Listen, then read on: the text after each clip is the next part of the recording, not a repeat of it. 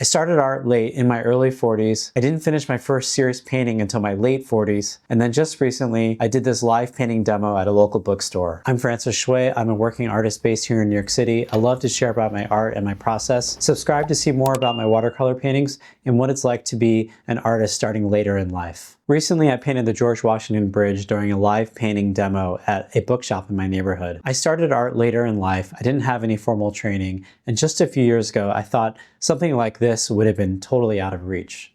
What I've learned over time is that something as monumental as the George Washington Bridge or any other huge structure can be broken down into simple decisions like shape, value, contrast, and even restraint. At this live demo, the scariest part really was the very beginning, where I'm staring at the blank page in front of everybody.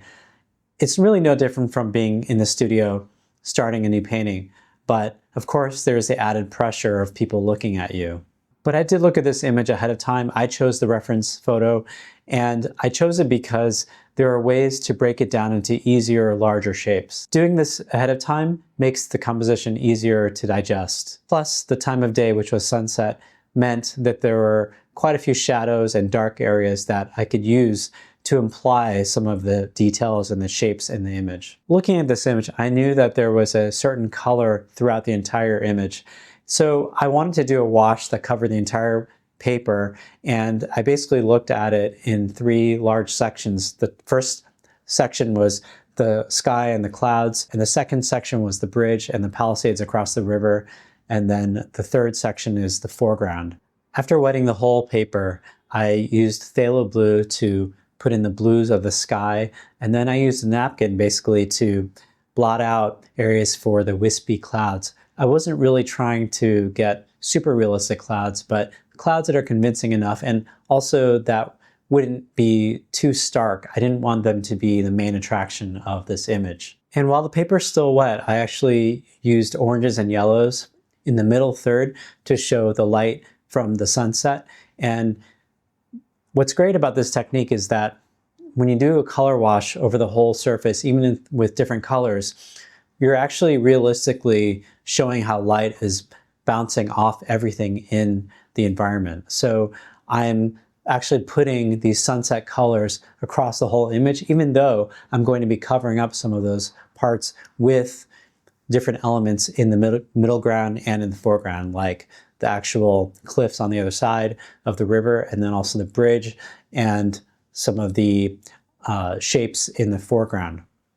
After putting color down in the top and the middle portion of the image, I'm starting to work on the bottom half, which is the foreground. And I've basically decided the large areas of color that I want to put down. This is the green of the palisades across the river. So after putting in the greens for the foliage and the trees in the foreground, I start blocking in the shape of the bridge. I'm using a dark color. It's an Indanthrone blue. It leans towards purple in my eyes, and I love how it really brings some definition. It's a little rough, partly because of the way the board is angled and it's forcing me to paint kind of this way. It wasn't completely natural for me. I also didn't want to just stand in front of the board and block people's view. But basically, it's a rough outline of the bridge. And I'm comfortable doing that because eventually I know that this will settle and we're going to get more definition as I start putting in some heavier accents to really bring out and imply some of the details in the shapes of the bridge, in the shapes that we see on the bridge. And you can see I used the dark blue to basically highlight the darkest shapes, and those are the two columns in the bridge, but also the dark cables. We don't see all the cables, actually. It's just one side of the bridge. I don't know why, but one side of the pair of cables is bigger and it's a lot darker. I've also used the darks to accent the areas under the bridge where the columns are, and that really helps to start define the shape of the roadway, and it gives us a feeling of this mass that's there. I also applied the dark colors to some of the foliage on the other side of the river because it is dark there. Even though it's daytime, it's a sunset, and all that foliage, the greenery there is going to be in shadow because the sunset, we're looking into the sunset, which is beyond in the horizon.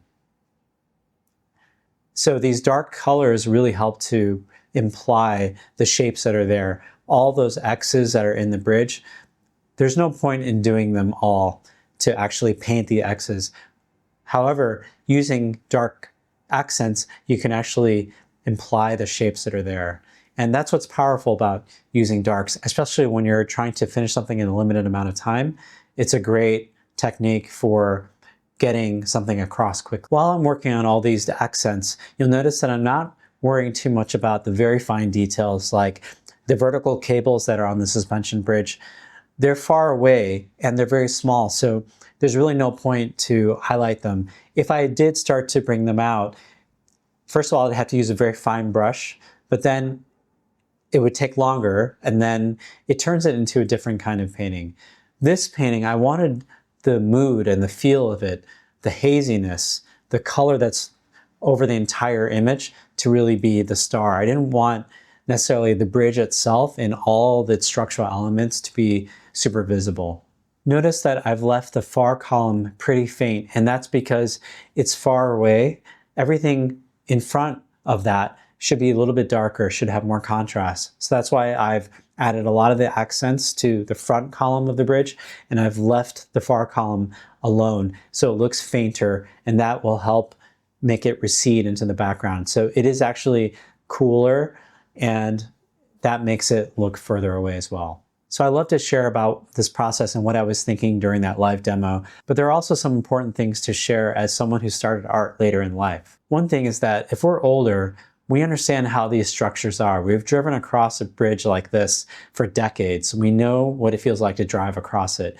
We know what it's like to stand on it, to run across it, to walk across it. So those things actually do help subconsciously when we're painting them. The other thing to keep in mind is that painting live requires you to make decisions confidently. You can't just endlessly adjust. For many of us, especially if we're older, learning to stop your painting before you feel completely finished, that's a huge shift. It takes practice, but it can be learned. If you're returning to art later in life, I hope this video can inspire you, but also I hope that you can see a framework that you can apply to your own painting. I believe strongly that watercolor is not just about talent. It's actually more about clarity, sequencing, and trusting in your own decisions. If you're returning to watercolor or just starting and you want to paint real places, real things, this is the channel for you. Let me know in the comments if there's a particular structure or a thing in your neighborhood that you want to paint. You know, some people think watercolor is for painting flowers and landscapes.